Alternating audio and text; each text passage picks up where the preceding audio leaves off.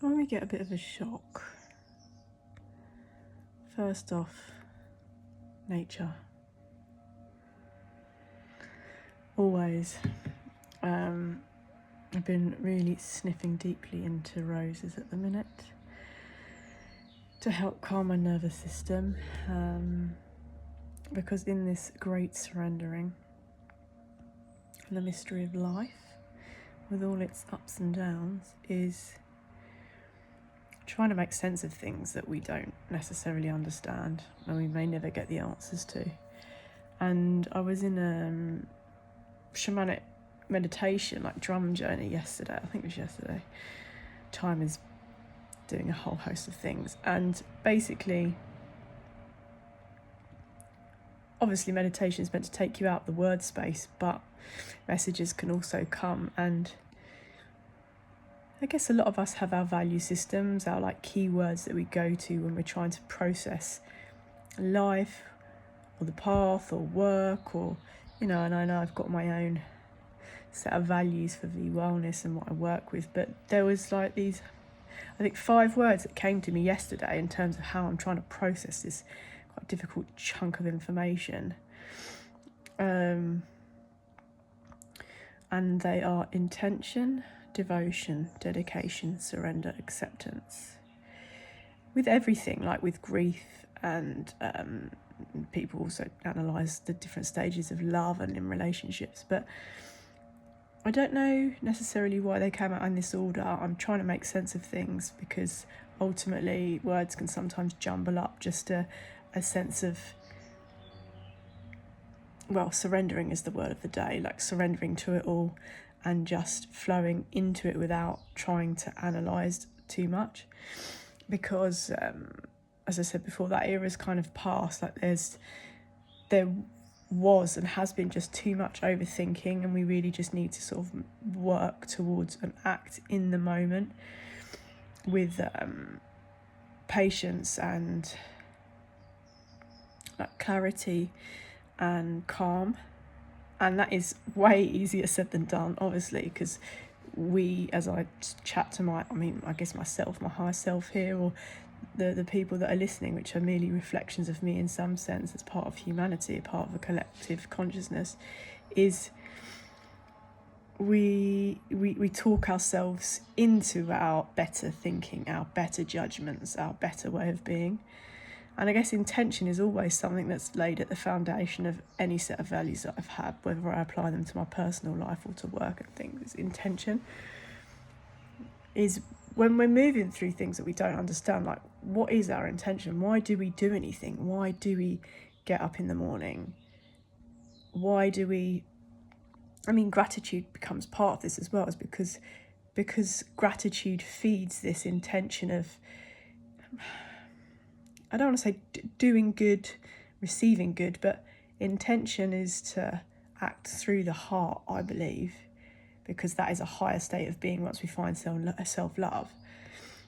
And the intention with which we work towards our goals, daily movements, life vision, whatever we want to call these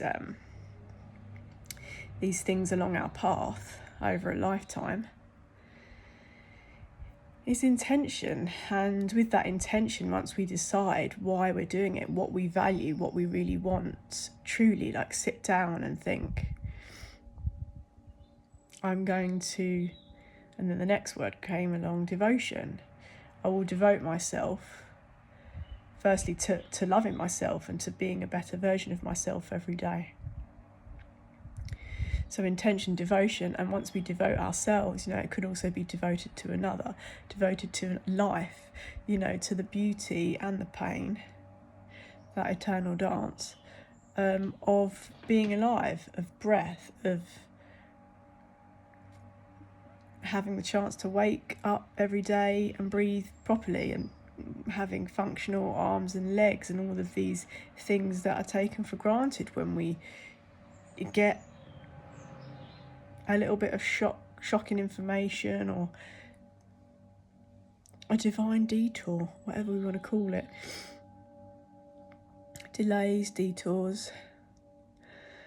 They test the patience, they test our willingness to devotion, of creation, of trusting in something greater, because I don't believe we ever have the answers.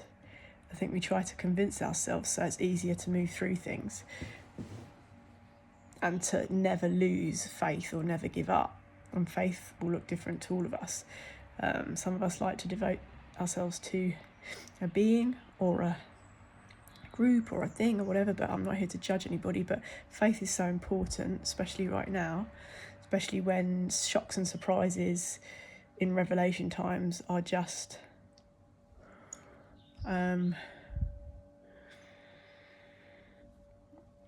well, they can take us out of the present moment because we overthink. And so coming back to presence and grounding into nature and to touch and things that we know that can bring us back to the here and now, save like spiraling, is devotion.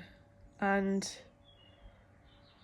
after devotion, once we decide who us, self-love, loving others, loving our person, loving family, however devotion is, then we move into that space with dedication.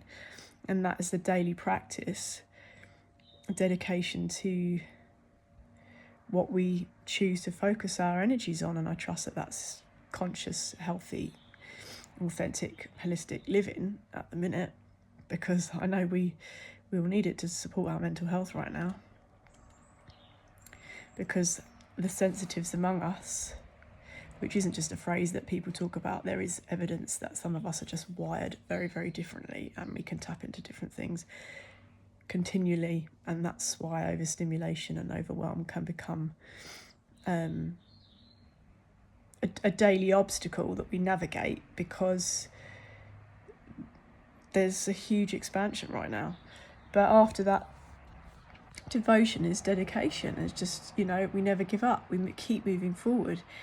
We can't make sense of any of this. And I'm not saying I'm having an existential crisis, but I do know there are some souls at the minute that are really trying to make sense of nonsensical things, to make sense of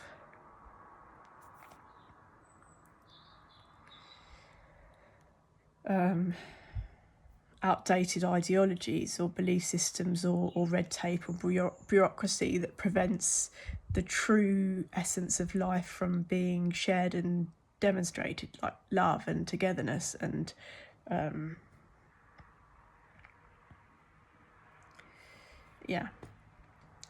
So then after dedication, I put surrender, or that something came through and I heard surrender, is because once you've dedicated and you're working on your goals and plans, and whether you want to go off grid or be self-sufficient or, start pickling and fermenting and doing things, you surrender to those processes, because we can't expect specific outcomes.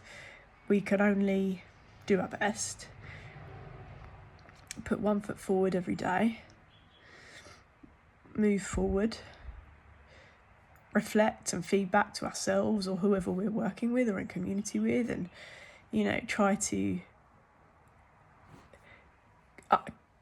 understand things from a 360 perspective, which has taken me a lifetime to fully integrate and understand, and no doubt I'll be doing that for a long, long, long time, because it's not something that necessarily was practiced in the education system or when I was growing up. And that kind of sort of institutional mentality, they don't really sort of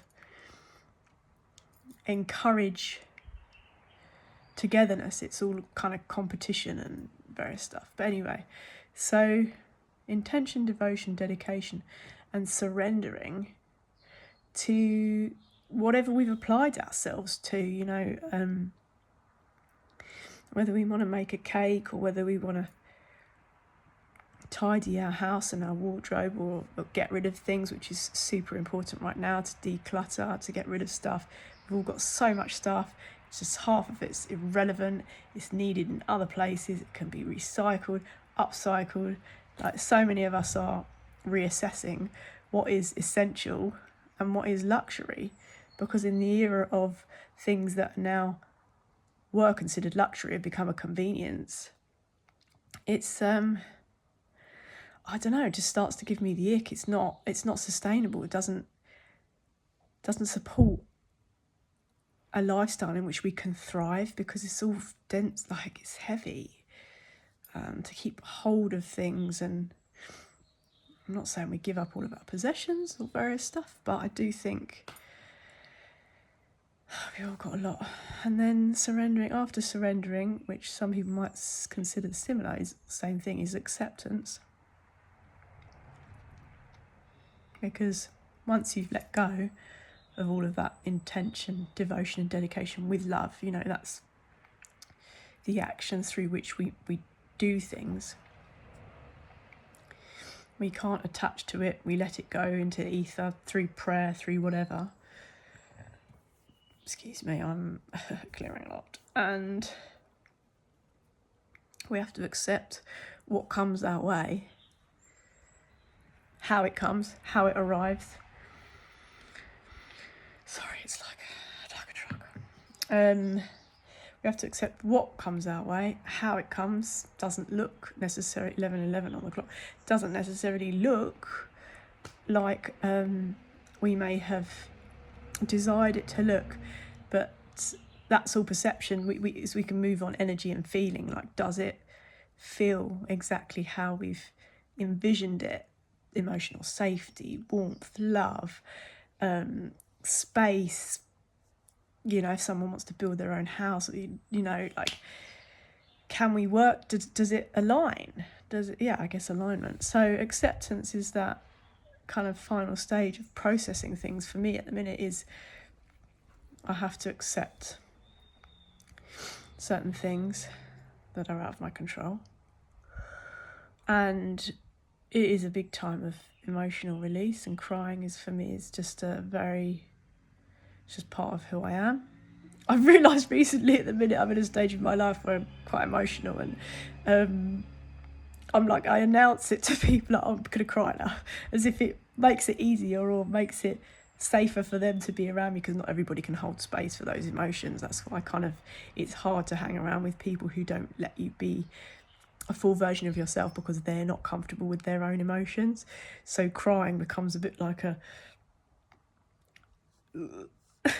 thing to some people, which I guess we'll all move through and get better at over time. But yeah, intention, devotion, dedication, surrender, acceptance is, I think, where I'm at in terms of processing huge revelations and change, and continue to root in love.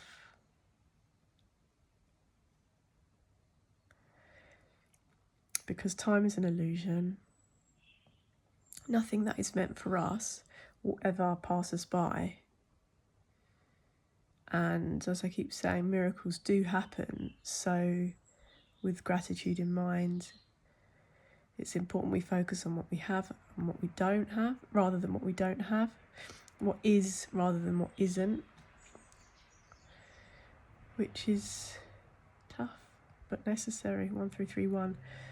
And maybe we all get stronger mentally and better at navigating these strange times and divine detours.